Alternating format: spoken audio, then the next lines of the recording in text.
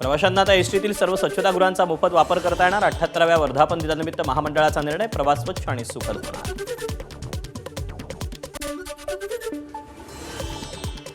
नागपूरमध्ये व्यावसायिक सिलेंडरचे दर 3 महिन्यात 1500 रुपयांवरून 3220 रुपयांवर। तर्री पोहा व्यावसायिकांवर याचा थेट परिणाम। तर्री पोह्याच्या किमतीत दरवाढ करण्याचा व्यावसायिकांचा विचार। गोंदियात ठाकरेंच्या शिवसेनेला धक्का। अर्जुनी मोरगाव तालुका प्रमुखांसह अनेक पदाधिकाऱ्यांचा शिवसेनेमध्ये प्रवेश। उपमुख्यमंत्री एकनाथ शिंदेंच्या उपस्थितीत ठाण्यात जाहीर पक्षप्रवेश।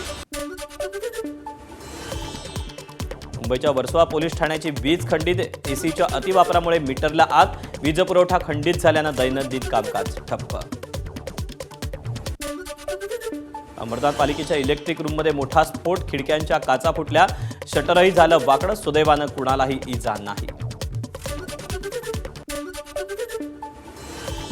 नागपूरमध्ये जुन्या वादातून घरासमोर उभी असलेली कार पेट्रोल टाकून जाळली। आगीत 10 लाखांचं नुकसान। सीसीटीव्ही तपासात एका महिलेनं हे कृत्य केल्याचं समोर।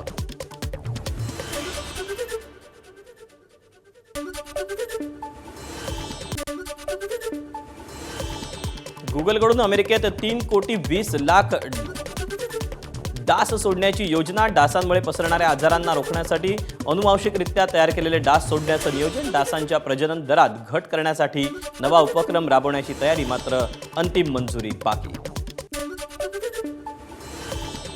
म्यानमारच्या शान राज्यातील नामखान इथे दारुगोळ्याच्या गोदामात स्फोट। 50 जणांचा मृत्यू, 60हून अधिक जण जखमी।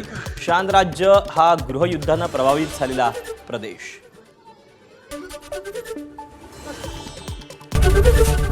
एबीपी माझा, उघडा डोळे बघा नीट।